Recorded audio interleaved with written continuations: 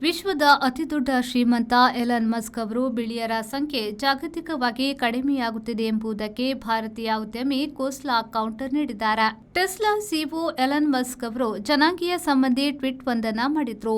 ಪ್ರಪಂಚದಲ್ಲಿ ಬಿಳಿಯರ ಸಂಖ್ಯೆಯು ಗಣನೀಯವಾಗಿ ಇಳಿದು ಅವರು ಅಲ್ಪಸಂಖ್ಯಾತರಾಗುತ್ತಿದ್ದಾರೆ.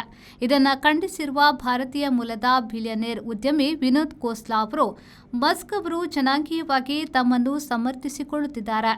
ವಾಘಾ ಎಂದರೆ ಬಿಳಿಯರ ಅಮೆರಿಕ ಮತ್ತೊಮ್ಮೆ ಶ್ರೇಷ್ಠ ಎಂಬ ತತ್ವವನ್ನು ಮರೆಯಲ್ಲಿ ಇಟ್ಟು ಹೇಳುತ್ತಿದ್ದಾರೆ ಎಂದು ವಿನೋದ್ ಕೋಸ್ಲಾ ಅವರು ಟ್ವಿಟರ್ ಟೀಕೆ ಮಾಡಿದ್ದಾರೆ. ಅಮೆರಿಕ ಸಂಯುಕ್ತ ಸಂಸ್ಥಾನಕ್ಕೆ ಭಾರತೀಯರು ಮೊದಲಾದವರು ಒಬ್ಬರು ಉದ್ಯೋಗ ನಿಮಿತ್ತ ಬಂದರೆ ಅವರ ಇಡೀ ಕುಟುಂಬವನ್ನ ತಂದು ತುಂಬುತ್ತಿರುವುದು ಬಿಳಿಯರನ್ನ ಅಲ್ಪಸಂಖ್ಯಾತರಾಗುವಂತೆ ಮಾಡುತ್ತಿದೆ ಎಂದು ಒಂದು ವಾದವು ಅಲ್ಲೆಲ್ಲ ಚರ್ಚೆಗೆ ಕಾರಣವಾಗ್ತಾ ಇತ್ತು. ಅದನ್ನು ಅನುಸರಿಸಿ ಮಸ್ಕ್ ಅವರು ಲೋಕದಲ್ಲಿ ಬಿಳಿಯ ಜನಾಂಗದವರು ಅಲ್ಪಸಂಖ್ಯಾತರಾಗುತ್ತಿದ್ದಾರೆ ಎಂದು ಟ್ವೀಟ್ ಮಾಡಿದ್ದಾರೆ. ತಮ್ಮ ಮಕ್ಕಳ ಭಾರತೀಯರ ಮದುವೆ ಸಂಬಂಧವನ್ನ ಮಸ್ಕ್ ಹೇಳಿ ಸಮರ್ಥಿಸಿಕೊಂಡಿದ್ರು.